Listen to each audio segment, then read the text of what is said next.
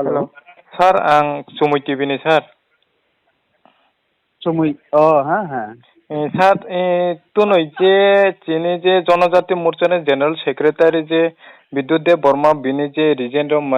reason বিনি Facebook page रग नंमाने अब नि बिसिंते सिनानै मोजां माने सार बत ता चेनान नाय माने चुमै सार ता सानान नाय माने हिनो बिदिनो करो तो जे बिद्युत देबबर्मा जे रिजेन रमानी बा बिनि फेसबुक पेज रग जे कागज मन बत कायसा पोस्ट गजा गतं मानी बा गयब ता कारण बा तामा जंगल कालाय डिजाइन दं माने कालाय थाना सराव के सिनार मुसुं माने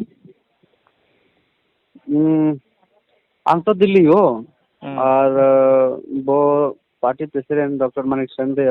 लेटर रखायनि खानागो किंतु लेटर तो पर्सनल बिनी ये न फुनगो इशू जे व्यक्तिगत कारण है रेजिग्नेशन रोगो है नहीं सर एमने आं कक साका बोबाय कक सागै आं बनो साका कोनो जदि ये कक दंखाय फुनतार जत साले मिया आं 15 तारिखनि परे फैनाय आसबै कक सानाय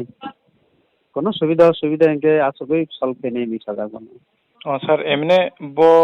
कोनो पार्टी रो गोबा वालाय माने बा कोनो कक बांलाय माने रो तो दै दं अबनि कारण नदि रिजेन डॉक्टर माने कालायना ना अब तो नुनिया को वालाय सलाय तो निया को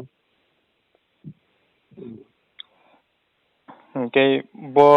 के कोनो नग न कोनो साजाक रग दै जे बो इ पार्टी ने रिजेन रो अन्य पार्टी ओ थानाय बा जयेन्द्र नायरक हिनाय रक कोनो साखलाय मंग दै दं बिनि खुगने होइते आं तो असले 18 तारिख को फैजा दिल्ली हो तो थारे मासनी तो थारे मासनी 18 बोलते 31 इनके प्राय 12 दिन और तब ये मास यानी 20 दिन 21 दिन चली आं तो आं माने आगे तो बाहाय ककरे तो जेतो आं 20 दिन दमी दङो तो अबिसिनो ता आंखौ अब ता आं बसिया तो अबाहाय वालाय सलाय तो करे आंदैयो अन्न थानाय बा अबस्थाया गबो कोनो दल थानायनि बस्थाया तो हामबाय सार न समय दं माने बाकसुं